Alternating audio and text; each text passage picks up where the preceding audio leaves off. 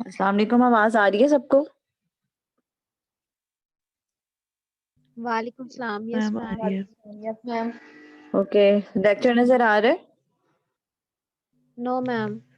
No ma'am. Okay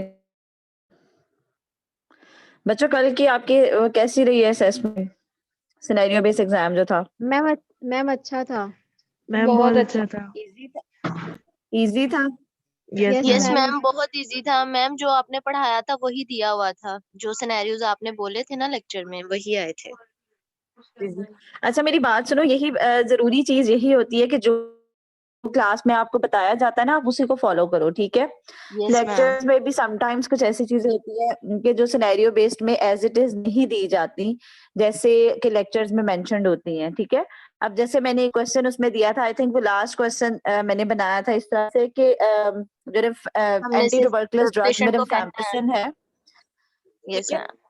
उसके side effect की वजह से पेशेंट को काउंसिल करते हैं, हम उसकी वजह से ड्रग को डिसकंटिन्यू नहीं करते, ठीक है? तो ये सारी जो बातें होती हैं जो आप क्लास में सुनते हो, ये बहुत जरूरी होती हैं।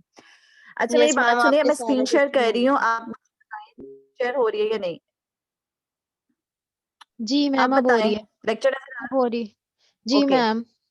अच्छा आप मुझे ये बताओ कि आप लोगों को मैंने होम टास्क क्या दिया हुआ था? एंटी फंगल ड्रग्स पढ़ रहे थे ना?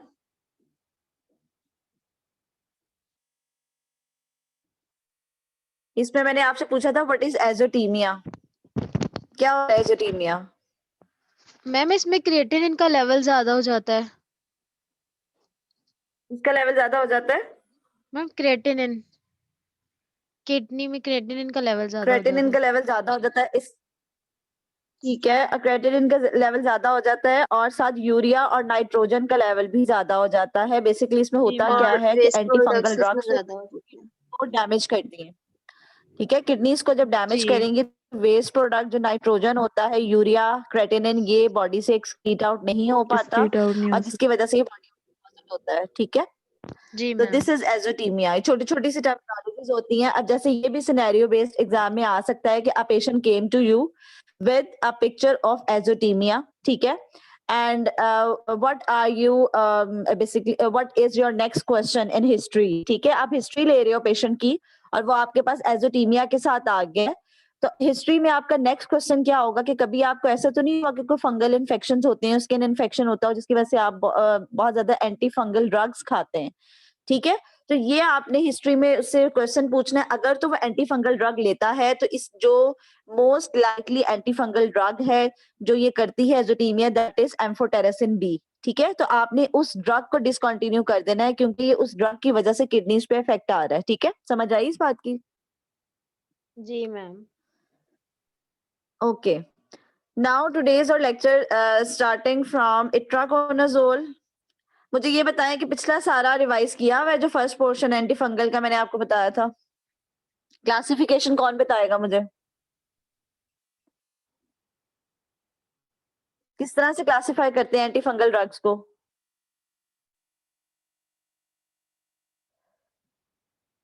अगर आपसे वाइवा में पूछ लिया जाता है कि how to classify anti fungal drugs, अगर आपको ड्रग्स के नाम उस वक्त नहीं भी माइंड में आ रहे तो आप कम से कम क्लासिफिकेशन बता सकते हैं कि हम एंटी फंगल ड्रग्स को क्लासिफाई करते हैं इनटू 3 टाइप्स, ठीक है? जो फर्स्ट क्लास ऑफ ड्रग है वो क्या करती है, वो सेल वॉल इनहिबिटर होती है, बल्कि सेल मेम्ब्रेन इनहिबिटर होती है, ठीक है? The second class basically inhibits the chitin formation in the cell membrane, and the third class of antifungal basically inhibits the nucleic acid formation, ठीक है? इस तरह से हम एंटीफंगल को क्लासिफाई करते हैं इनटू 3 क्लासेस। कौन कौन सी क्लासेस होती हैं? फर्स्ट क्लास जो होती है वो डैमेज करती है परमेबिलिटी ऑफ सेल मेम्ब्रेन को। The second class includes the class of antifungus which basically inhibit the chitin synthesis in the cell wall, and the third class is antifungal inhibiting the synthesis of nucleic acid. अब इसमें जो first वाली class है उसमें हमने कौन कौन सी drugs discuss की थी लास्ट टाइम?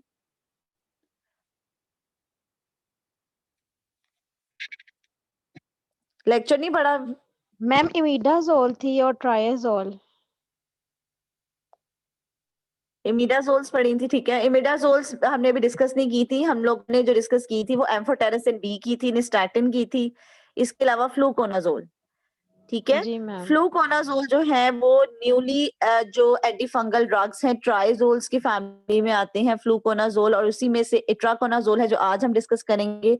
जो इमिडाजोल्स हैं, imidazoles basically the class of antifungal drugs जो कि ओल्ड एजोल्स हैं, ठीक है, जो पहले ओल्डर एजोल्स हैं जिनके साइड इफेक्ट्स भी ज्यादा हैं और उनका अब इफेक्ट भी कम है, ठीक है, एफिकेसी कम है और टॉक्सिक इफेक्ट्स ज्यादा है। Okay, today's our topic is itraconazole. Itraconazole basically belongs to which class?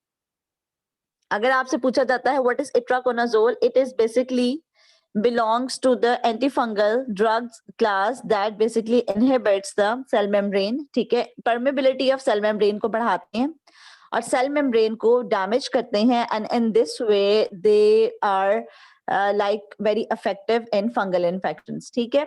Itraconazole जो है वो एजोल्स में आते हैं, ट्राइजोल्स जिन्हें कहते हैं, और ये न्यूअर ड्रग्स हैं, ठीक है। Itraconazole is basically lipophilic and water insoluble and requires a low gastric pH for absorption. Means कि इनको acidic pH नहीं चाहिए होती for absorption.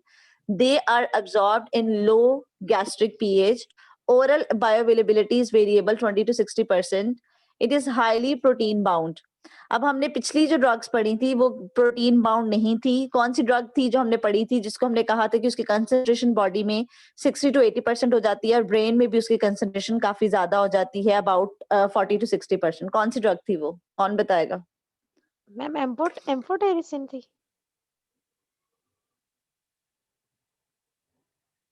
लेक्चर नजर आ रहा है आप लोगों को? जी ma'am. Yes ma'am. Okay, that drug is basically, कौन सी ड्रग थी वो? मैम एंटीफंगल एजोल्स ही वो ड्रग्स थी, ठीक है। जी।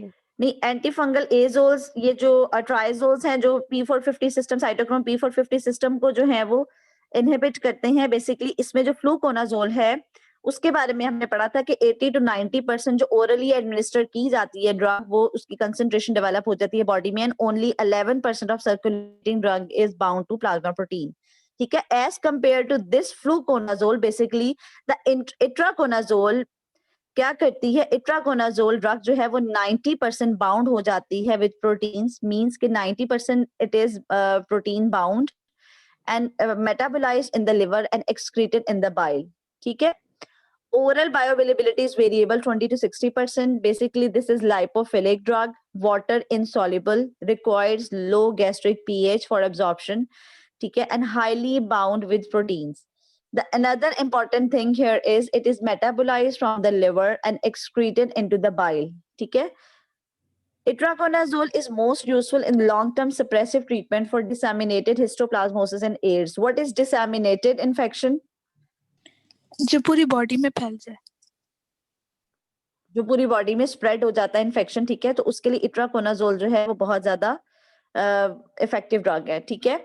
And like in ads patient, मैंने आपको बताया था कि एड्स के जो पेशेंट होते हैं, HIV के पेशेंट्स होते हैं, उन वो बहुत ज्यादा इम्यूनो कम्प्रोमाइज पेशेंट होते हैं। हमेशा आप अपने माइंड में ये रखना है कि फंगल इन्फेक्शन उन पेशेंट्स को ज्यादा होता है जिनकी इम्यूनिटी बहुत ज्यादा लो होती है, ठीक है, जो बहुत इम्यूनो कम्प्रोमाइज पेशेंट्स होते हैं। इसी तरह जो डायबिटिक्स होते हैं, ठीक है, जो शुगर के पेशेंट्स होते हैं, डायबिटीज के पेशेंट्स होते हैं, उनमें क्या होता है with the passage of time, जब क्रॉनिक डायबिटीज हो जाती है, जब उनको इन्फेक्शन डेवलप होना शुरू हो जाते हैं, तो आपने देखा होगा ये जो आपने अभी मुझे सिनेरियो बेस्ड एग्जाम दिया है उसमें डायबिटीज के चैप्टर में जो एक कॉम्प्लिकेशंस वाला पोर्शन है, कॉम्प्लिकेशंस में सबसे एंड पे कॉम्प्लिकेशन माइकोसिस। माइकोसिस क्या होता है? दैट इज फंगल इन्फेक्शन, ठीक है।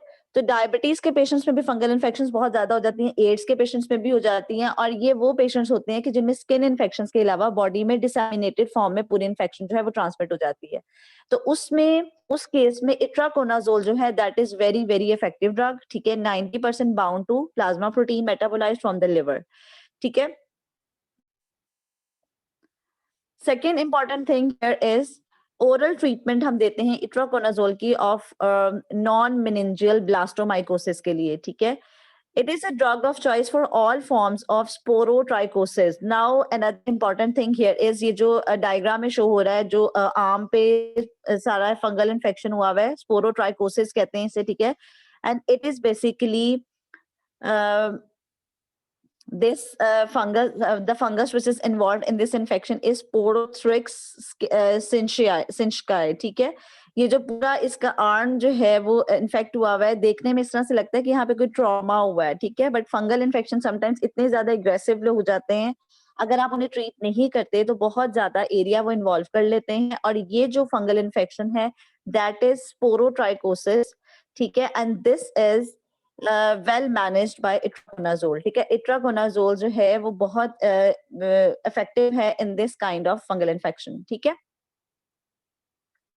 Okay, itraconazole basically newer triazoles drug है, ठीक है. ओल्डर जो ड्रग्स हैं दैट इज इमिडाजोल, इसमें हमने कीटोकोनाजोल है, हम आगे डिस्कस करते हैं, क्लोट्रामाजोल है, ठीक है. इट्राकोनाजोल बेसिकली अगर पेशेंट को आप एंटी फंगल ड्रग्स दे रहे हैं इन दिस कंडीशन और उसमें आप फॉर एग्जाम्पल ओल्डर एजोल्स दे रहे हैं, ठीक है, ओल्डर एजोल्स अगर आप उसमें दे रहे हैं, इमिडाजोल्स दे रहे हैं जिसमें कीटोकोनाजोल आती है, और अगर वो इतनी इफेक्टिव नहीं है तो आप उसको रिप्लेस करके न्यूअर ड्रग्स दे दें दैट आर ट्राइजोल्स, इट्राकोनाजोल, ठीक है. तो itraconazole is a very very important drug for this kind of fungal infections. Now we are discussing here the older azoles that are imidazoles, उसमें से एक जो drug है that is ketoconazole, ठीक है. Ketoconazole is basically absorbed orally and it requires an acidic gastric environment.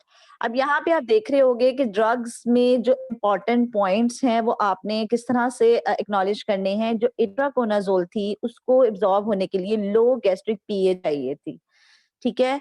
That drug is lipophilic, that drug is water insoluble, ठीक है, as compare to that drug ketoconazole जो है it requires acidic gastric environment, ठीक है. तो these points are very very important, इस पे भी सिनेरियो बेस्ड क्वेश्चंस बन सकते हैं, ठीक है. It remains useful in the treatment of cutaneous and mucous membrane dermatophytes and yeast infections. अब आपको फंगल इन्फेक्शन का पता होगा कि फंगल जो फंगस होती है इसके हाइफी होते हैं, ठीक है.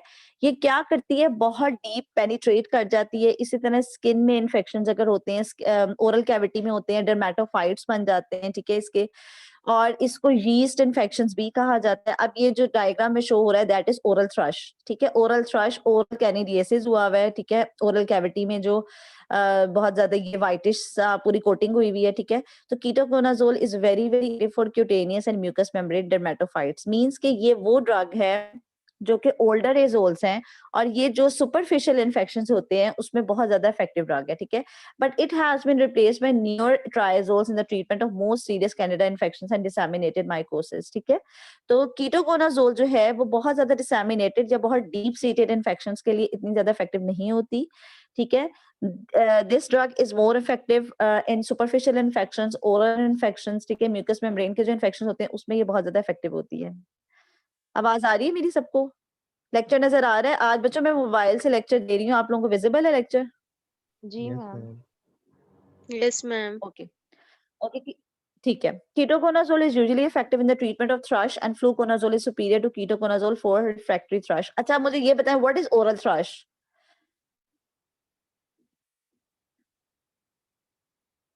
ओरल थ्रश क्या होता है?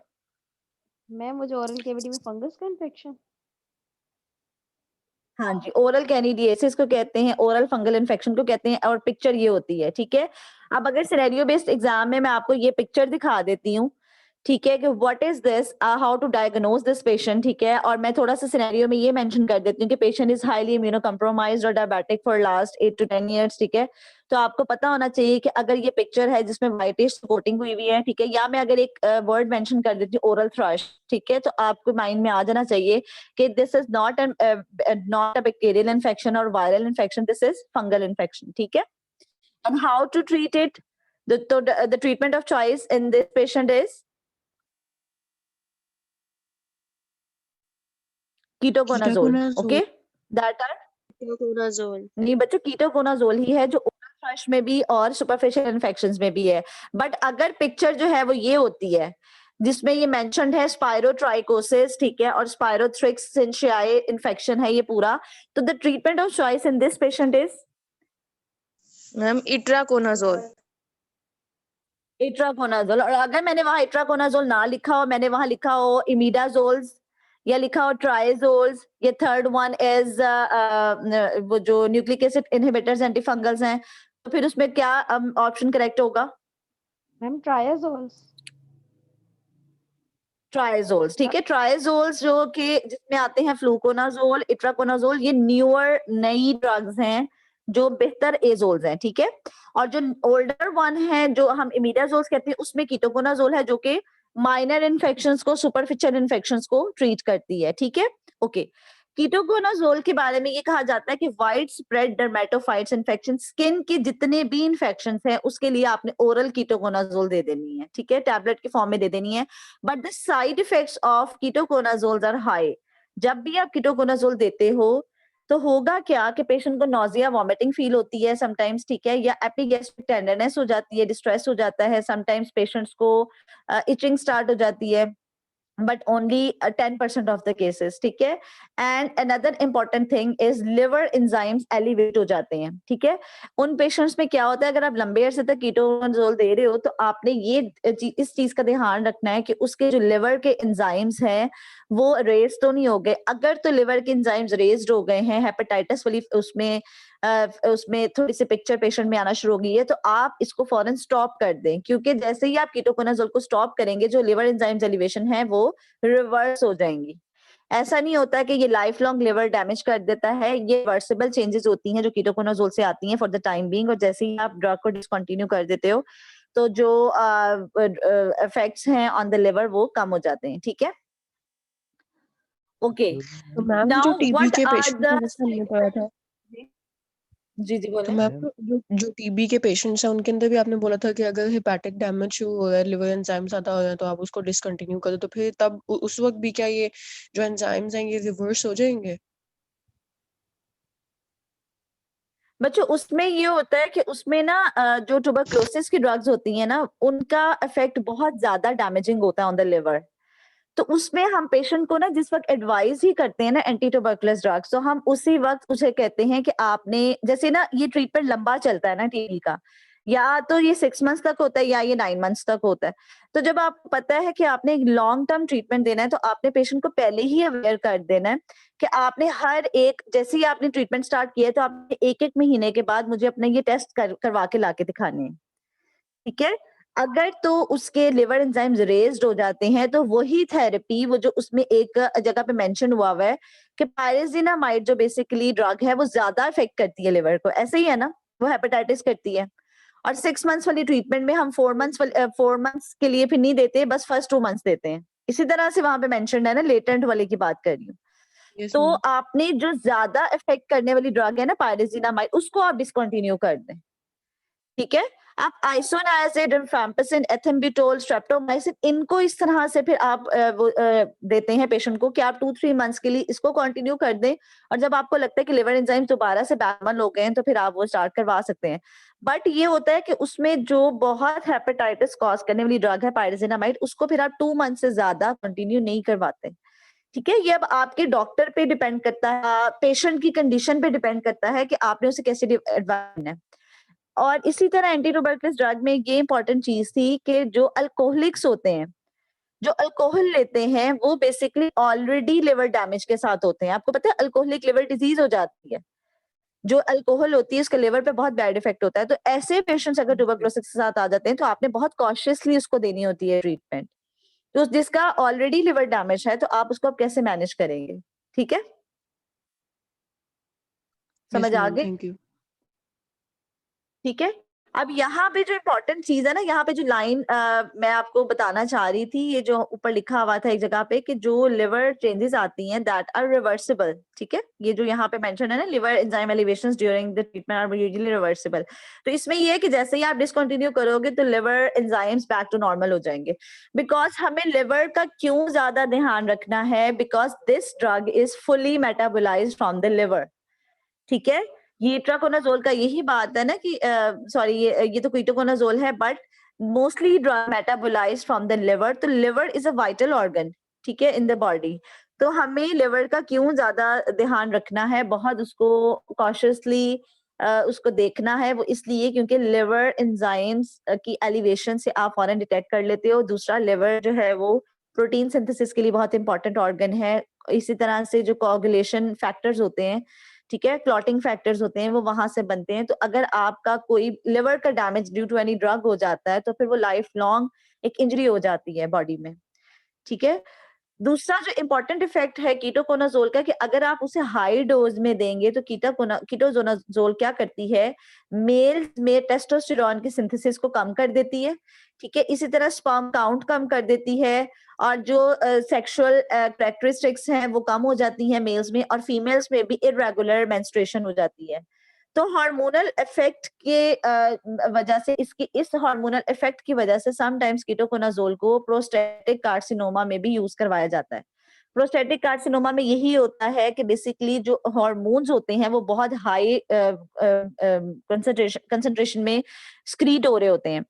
तो कीटोकोनाजोल का एक इफेक्ट ये भी है कि ये मेल के टेस्टोस्टेरोन हार्मोन्स को कम करता है, इसके अलावा कॉर्टिकोट्रोपिन को कम करता है, ठीक है, ब्लॉक कर देता है कॉर्टिकोट्रोपिन एड्रिनल रिस्पांस को, गायनेकोमेस्ट्रिया कर देता है। गायनेस्ट्रिया क्या होता है? What is Breast breast formation in development in गायनेकोमेस्ट्रिया? male. male, breast ठीक development है, in males. मेल कर देता है, ठीक है। तो इसका मतलब है कि ये क्या करेगा, टेस्टोस्टेरोन के इफेक्ट को खत्म कर देगा, मेल लाइक फीचर्स कम हो जाएंगे, फीमेल लाइक फीचर्स आना शुरू हो जाएंगे मेल में, ठीक है। फीमेल्स में अगर आप ज्यादा यूज करवाते हो लॉन्ग टर्म तो मेंस्ट्रुअल इरेगुलरिटीज आ जाती हैं, ठीक है। अच्छा, नाउ कीटोकोनाजोल हम लोगों ने कवर कर लिया। The next drug is clotrimazole. Clotrimazole is basically imidazole, ठीक है। इमिडाजोल क्या है? ओल्डर एजोल्स हैं। अब क्लोट्राइमाजोल जो है ये broad spectrum fungistatic imidazole drug है use in topical treatment of oral skin and vaginal infections. अब यहाँ पे जो सबसे इम्पोर्टेंट चीज है वो ये है, the scenario is like a patient came to you in emergency with a skin fungal infection, ठीक है। उसको सुपरफिशियल फंगल इन्फेक्शन हो गया, आपने डिटेक्ट कर लिया कि ये फंगल इन्फेक्शन है, फिंगर्स के वेब्स में हुआ है, ठीक है, बहुत ज्यादा इचिंग के साथ वो आया है, बहुत ज्यादा एरिया इन्वॉल्व हो रहा है, ठीक है। तो आपने जब उसको डिटेक्ट कर लिया और अब आपकी फार्मेसी में सिर्फ इमिडाजोल्स मौजूद हैं, ठीक है, और आप उसको सिस्टेमिक इफेक्ट वाली कोई ड्रग नहीं देना चाह रहे, ठीक है, in order to reduce any type of liver injury और इस चीज के लिए, ठीक है। तो what is the drug of choice? तो आपने वहां पे क्या कहना है? क्लोट्राइमाजोल। क्यों क्लोट्राइमाजोल? क्योंकि क्लोट्राइमाजोल जो है that is topical treatment for oral skin and vaginal infection, ठीक है।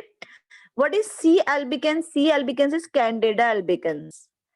ठीक है, Candida albicans is basically a fungus involved in skin and vaginal and oral infections. ठीक है, okay.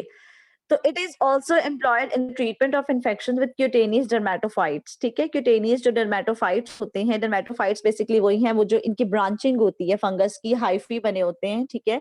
इसके लिए ड्रग बहुत ज्यादा इफेक्टिव है। और topical use results in therapeutic drug concentration in the epidermis and mucous membranes less than 10% of the drug is systemically absorbed. ज्यादा systemically absorb नहीं होती, लेस देन 10% होती है। Now tell me one thing here that what is therapeutic dose of a drug? Therapeutic dose क्या होती है drug की? जो मैम ट्रीटमेंट जो हम पर्पसेस के लिए यूज होती है concentration। डिजायर पर्पस के लिए हम करते हैं ना। शाबाश, ठीक है। एक ड्रग की डोज होती है जो हम प्रिवेंटिव या प्रोफाइलैक्टिव ट्रीटमेंट के लिए देते हैं। एक ड्रग की डोज किस तरह से दी जाती है? थेराप्यूटिक वे में। थेराप्यूटिक डोज क्या होती है कि जो हमने डिजायर्ड उसका इफेक्ट गेन करना है, ठीक है, तो दैट इज थेराप्यूटिक डोज, ठीक है। तो क्लोट्राइमाजोल क्या है? It is of topical use, ठीक है। और कीटोकोनाजोल ओल्डर ड्रग है, itraconazole is a newer drug, ठीक है। उससे पहले हमने फ्लूकोनाजोल कवर कर ली, एम्फोटेरासिन बी एंड एनिस्टाटिन देख ली, and these are all the drugs belongs to the class of antifungal which inhibits the cell membrane of the fungus and which basically increases the permeability of cell membrane, ठीक है। Okay, now the next drug is flucytosine. कोई मुझे बता सकता है कि flucytosine कौन सी class से बिलोंग करती है?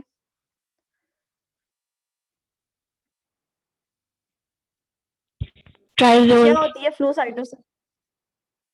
नहीं, फ्लू साइटोसिन जो होती है वो लास्ट वाला जो क्लास है जो कि न्यूक्लिक एसिड सिंथेसिस को इनहिबिट करती है, दैट इज फ्लू साइटोसिन। ठीक है, मैं आपको दिखा भी देती हूँ।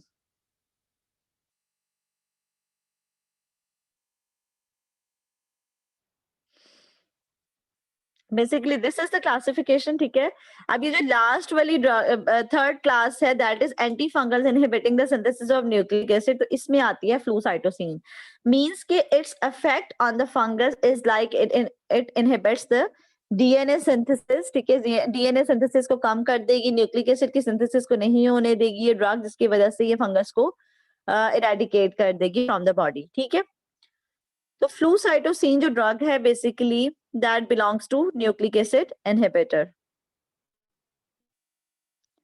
Okay, flucytosine is fluorinated pyrimidines भी कहा जाता है इसे, and 5 flucytosine 5-FC is an analog of cytosine that was originally synthesized for possible use as an anti-neoplastic agent. अब now here this is very important point that flucytosine is basically used originally, जो वैसे ये drug बनाई गई थी, that drug is made for anti neoplastic agent के तौर पे बनाई गई थी। एंटी नियोप्लास्टिक एजेंट क्या होता है? ये जो कैंसर की ट्रीटमेंट के लिए ड्रग्स यूज होती हैं, ठीक है, that are anti neoplastic drugs, क्योंकि इसका जो मेन फंक्शन है वो क्या है? न्यूक्लिक एसिड को इनहिबिट करना। ठीक है, and how it works, basically this flucytosine 5-FC is converted to 5-fluorouracil inside the cell by the fungal enzyme cytosine deaminase. ठीक है, means कि when we give this drug, this is not is in active form. ठीक है, form में ये कब आती है? जब ये फंगस के अंदर जाती है, और फंगस के अंदर एक एंजाइम होता है जो इसे एक्टिवेट कर देता है इस ड्रग को। ठीक है, and it is converted into 5-fluorouracil.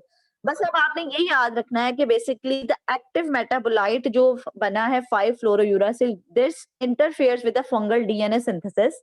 ठीक है, अगर आप सीधा सीधा ये याद कर लेते हैं कि ये सिर्फ डीएनए सिंथेसिस को इनहिबिट करता है एंड आल्सो आरएनए को भी इनहिबिट करता है एंड प्रोटीन सिंथेसिस को, तो दैट इज सफिशिएंट। ठीक है, now the scenario how the scenario made for this drug is like a patient came to you, ठीक है, और उसको आपने एंटी फंगल ड्रग एडवाइस करनी है। ठीक है, या फिर आप इस तरह से इसको ले सकते हो कि एंटी नियोप्लास्टिक एक्टिविटी वाली एंटी फंगल ड्रग। ठीक है, उस पेशेंट को ऑलरेडी कोई नियोप्लेजिया या कोई कार्सिनोमास का वो पेशेंट है। ठीक है, और उसमें ऑलरेडी वो ट्रीटमेंट ले रहा है। कौन सी ऐसी ड्रग है जो कि उसकी लिए एंटी नियोप्लास्टिक एजेंट के तौर पे भी एक्ट करेगी as well as anti fungal भी? तो the answer is this flucytosine. ठीक है, और how it is basically activated? It is activated inside the fungal cell, ठीक है, by the enzyme cytosine deaminase. ठीक है, और फंक्शन आपको पता है इसका क्या फंक्शन होता है? ये डीएनए को भी इनहिबिट करती है और आरएनए को भी इनहिबिट करती है। ठीक है, Flucytosine basically has a significant antifungal activity against Candida species and fungal organism responsible for chromomycosis. ठीक है, समझ आ गई इस चीज की? अगली जो ड्रग है दैट इज अलाइलामीन्स। ठीक है, ये भी किस क्लास से बिलोंग करती है? सेल मेम्ब्रेन इनहिबिटर वाली क्लास से बिलोंग करती है। ठीक है, बस आपने इसमें ये याद रखना है कि ये सेल मेम्ब्रेन के अंदर जो एर्गेस्ट्रॉल होता है, एर्गेस्ट्रॉल जो सेल मेम्ब्रेन की सिंथेसिस के लिए बहुत इंपॉर्टेंट होता है, उसको ये इनहिबिट करती है, उसकी प्रोडक्शन को। ठीक है, and in this way it is having fungicidal activity against dermatophytes and fungistatic activity against yeast. Dermatophytes क्या होते हैं? जो हाइफी होते हैं, जो डीप सीटेड होते हैं, जो इनकी ब्रांचिंग होती है फंगस की। यीस्ट फंगस की एक नॉर्मल सी इन्फेक्शन को कहते हैं। अब इसमें इस पिक्चर में ये जो नेल्स की इन्फेक्शन दिखाई हुई है, ठीक है, अगर मैं आपको ये नेल्स की इन्फेक्शन दिखा दूं, ये फंगल इन्फेक्शन है जो नाखूनों में हुई हुई है। अगर मैं आपको ये पिक्चर दिखा दूं तो इस पिक्चर में इसके अकॉर्डिंगली कौन सी ड्रग, एंटी फंगल ड्रग जो है वो मोस्ट इफेक्टिव ड्रग है, दैट इज एलाइलामीन्स। ठीक है, इसकी दो टाइप्स हैं, इसकी इस क्लास में दो ड्रग्स हैं, नेफ्टीफीन है एंड टर्बीनाफीन। ठीक है, these two drugs are very very effective. इसमें जो नेफ्टी, जी मैम ये डर्मेटोफाइट्स दोबारा बता दें।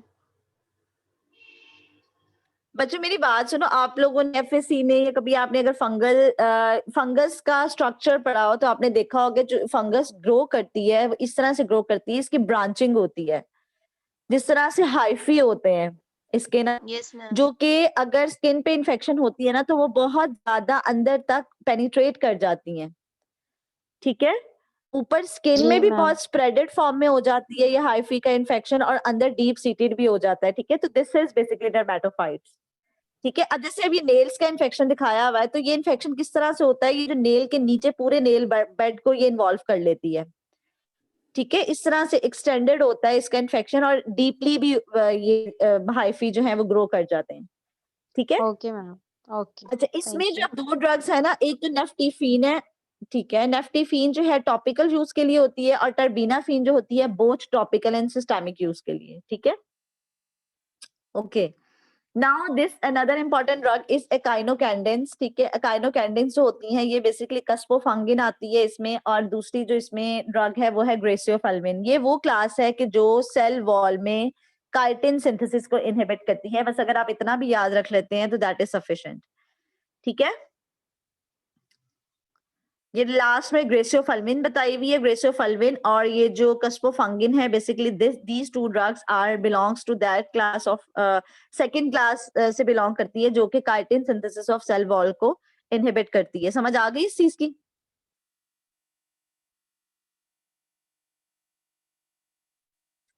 सबसे पहले यस बच्चों जो मैम। जरूरी चीज है ना इस लेक्चर में, वो ये है कि आपने क्लासिफिकेशन याद करनी है। जब आपको क्लासिफिकेशन याद होगी ना, तो वाइवा में अगर आपको कुछ भी ड्रग के बारे में नहीं पता, लेकिन अगर आपको क्लासिफिकेशन में पता ना कि कौन सी ड्रग किस लेवल पे एक्ट करती है, तो आप काफी हद तक अच्छा परफॉर्म करोगे, ठीक है। आपको कम से कम ये पता चलेगा कि ये ड्रग जो है वो कहाँ एक्ट करती है, ठीक है।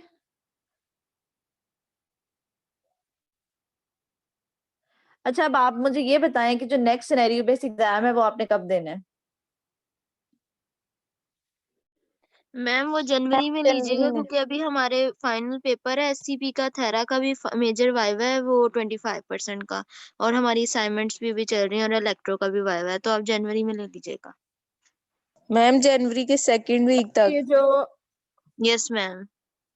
मैं आपको मैम वैसे यही तैयारी बताने हो लगी जाएगी। हूँ, मेरी बात सुने। ये जो नेक्स्ट वीक, नहीं नेक्स्ट वीक में 24 से ऑनवर्ड जो छुट्टियां आ रही हैं, 25 को क्रिसमस की छुट्टी होगी, मंडे को, मगर नहीं मैम सॉरी हमें तो फ्राइडे छुट्टी को। नहीं है ना, हमारा तो 28 को भी पेपर है, 24 को भी है,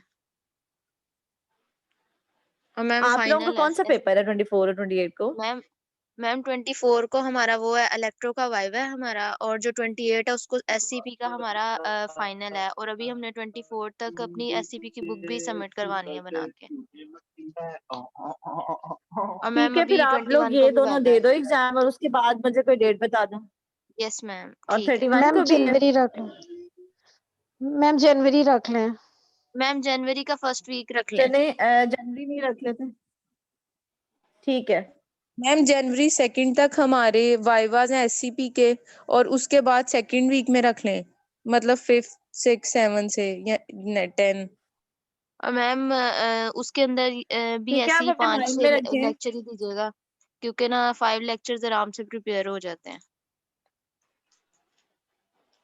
बच्चों आपके ना फर्स्ट 5 तो प्रिपेयर हो गए थे ना, वो जो हम लोगों यस ने मैम, एक क्विज, बल्कि उससे पहले भी मैंने 7 लेक्चर्स का भी लिया था। तकरीबन वो आपका भी हमारा कोर्स हो गया था मैम। ऑलमोस्ट काफी हद तक कवर हो चुका है यस मैम, असेसमेंट्स में, और अभी भी 5 उसमें हमने कवर करनी है तकरीबन, वो भी काफी वो भी हो इंपॉर्टेंट गया। थे। अब जो आपका नेक्स्ट होगा ना, जब भी होगा जनवरी में, उसमें आप ये एक तो अपने माइंड में रखो कि एंटी फंगल ड्रग्स उसमें इन्वॉल्व होंगी, ठीक है।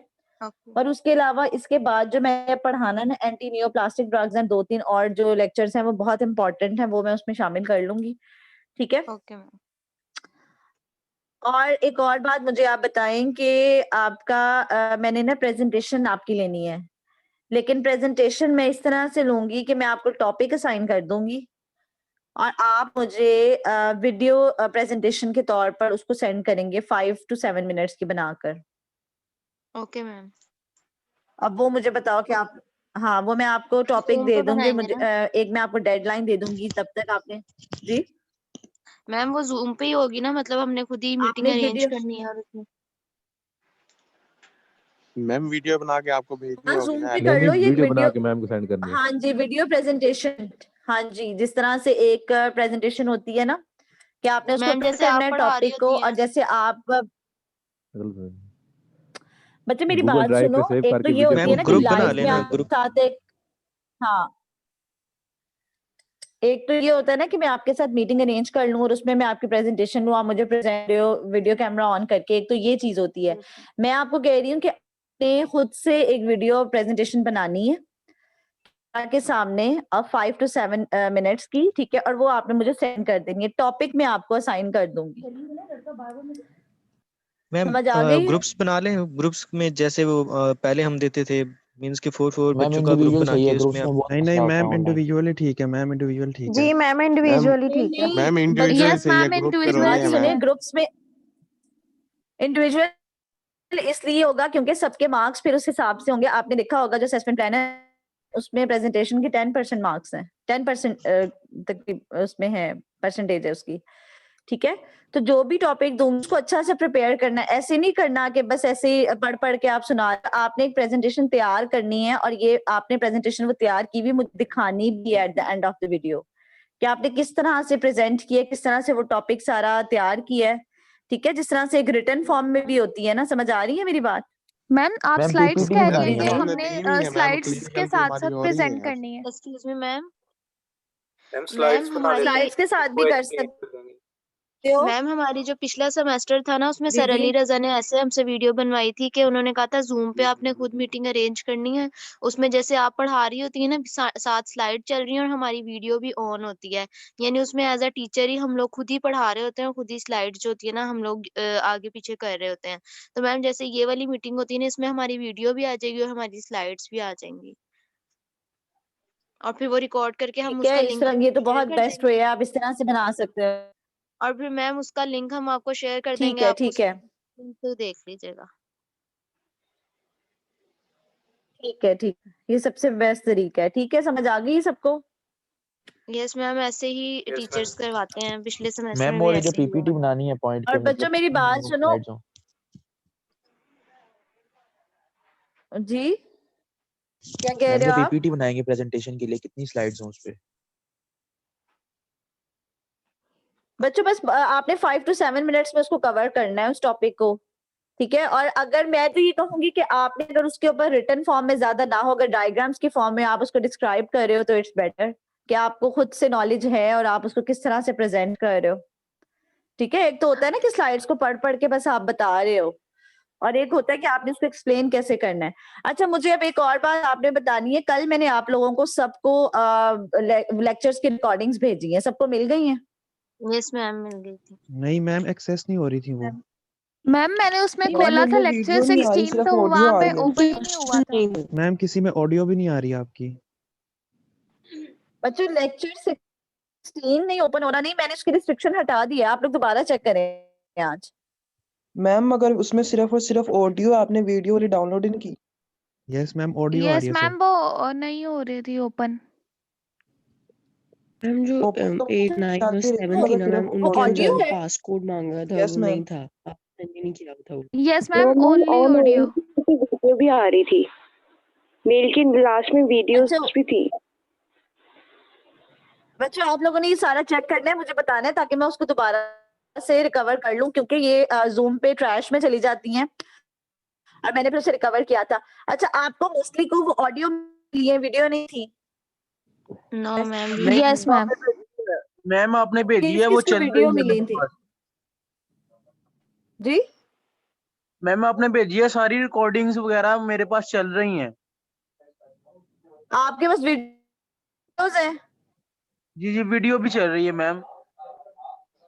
नहीं तो फिर बाकियों को क्या प्रॉब्लम आ रही है, मुझे बताएं ताकि मैं उसको करेक्ट मैम करूं यहाँ से, पता कोई नहीं भी अगर मुझे, इशू है मतलब तो। मैंने मैम लेक्चर आपने के लैदा 3 से सारे लेक्चर की रिकॉर्डिंग भेजी है, सारे लेक्चर मेल में। यस मैम, उसमें सारी रिकॉर्डिंग्स हैं। मगर मैम नहीं तो उसमें आप लोगों सिर्फ ने और मेल सिर्फ चेक करनी थी ना, मैंने एक मेल ऑडियो में है। आपको थ्रू आउट भेजी हैं और उसमें फिर मुझे कुछ पासवर्ड के स्टूडेंट से कल बगैर कहा था कि भेजी है आपने। रिस्ट्रिक्टेड है। मैम आपने पासवर्ड के बगैर भेजी थी। फिर बच्चों मेरी बात सुनो, ये पासवर्ड के बगैर लिंक्स हैं ताकि आप इजीली एक्सेस कर लो। आपने सब नहीं देखनी है, मुझे बताना है, ठीक है। Yes ma'am. मैंने देखी है, चल रही हैं। वीडियोस भी हैं? जी मैम, वीडियो भी है। मैम जिसमें आपने सारी ठीक है वीडियोस भी थी। ठीक है, बाकी सब लोगों ने भी देखना है। मैंने एक मेल में सेंड की थी।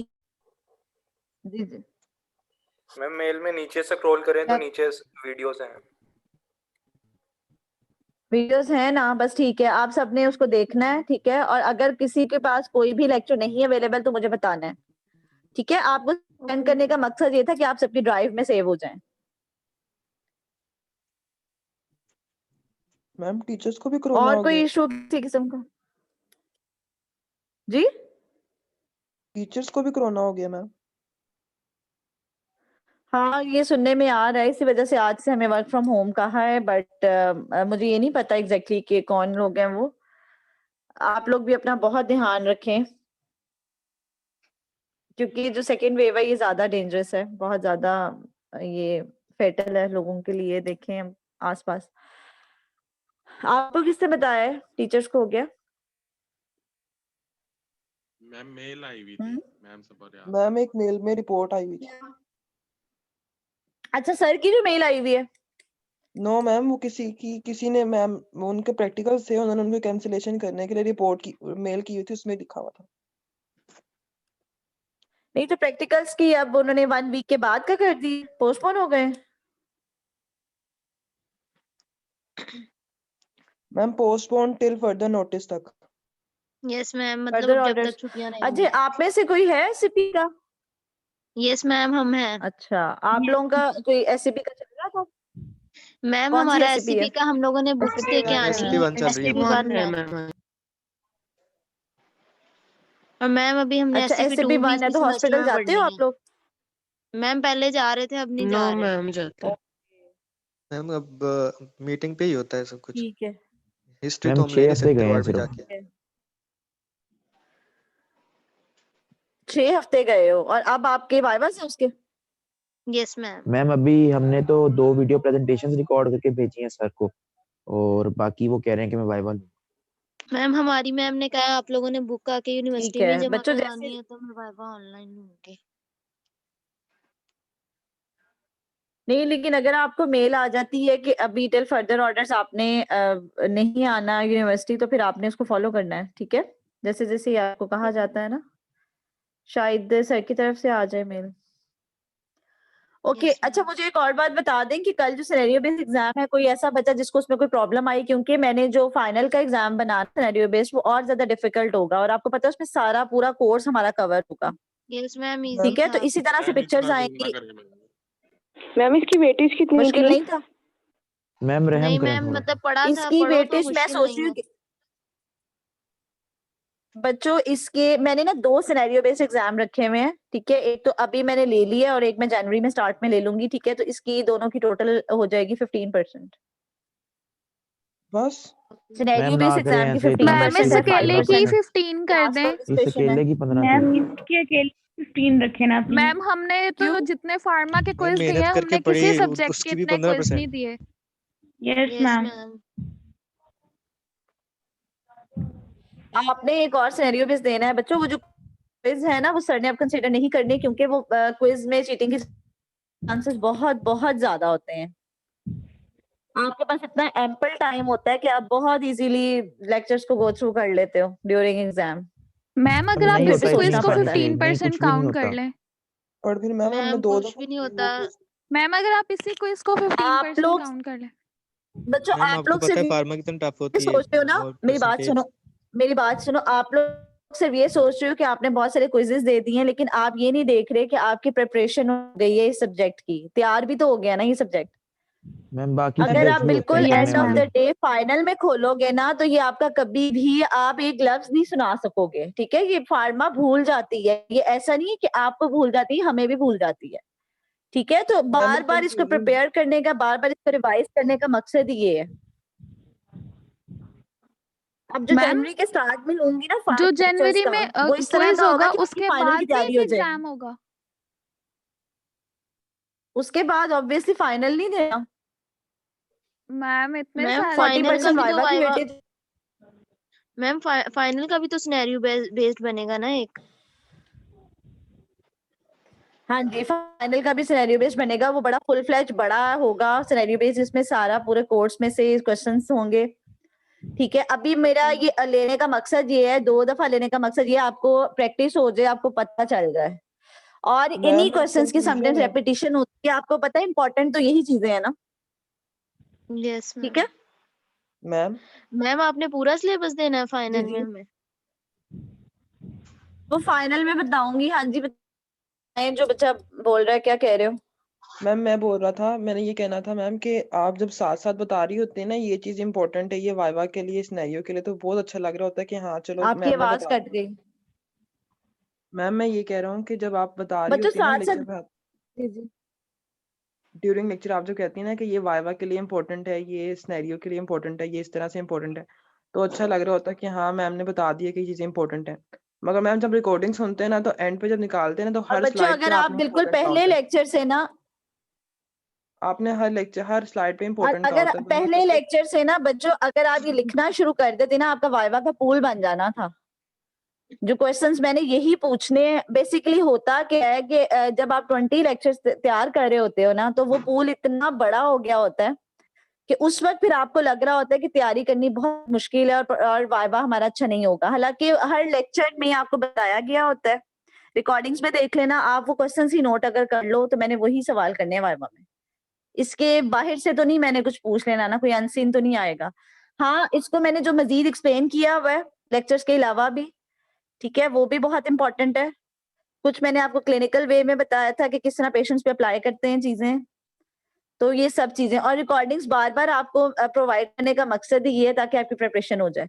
अब आपने अपने माइंड में रखना है कि एंटी फंगल ड्रग्स जो है वो नेक्स्ट सिनेरियो बेस्ड एग्जाम में आएंगी, इसको प्रिपेयर कर लें। ठीक है, और बाकी जो 4 लेक्चर्स हैं या जो 4 टॉपिक्स हैं वो बता दूंगी, और जो है प्रेजेंटेशन का टॉपिक वो भी मैं आपको असाइन कर दूंगी, मंडे को बता दूंगी। ठीक है, 2 वीक्स में आप उसे अच्छा सा प्रिपेयर करें। डेडलाइन आपके पास होगी तकरीबन, मैं आपको जनवरी के फर्स्ट मैम वो वीक तक सिनेरियो डेडलाइन दे लेने के दूंगी, और बाद आपने ही दे अच्छा सा दीजिएगा। प्रेजेंट करके मुझे सेंड करना।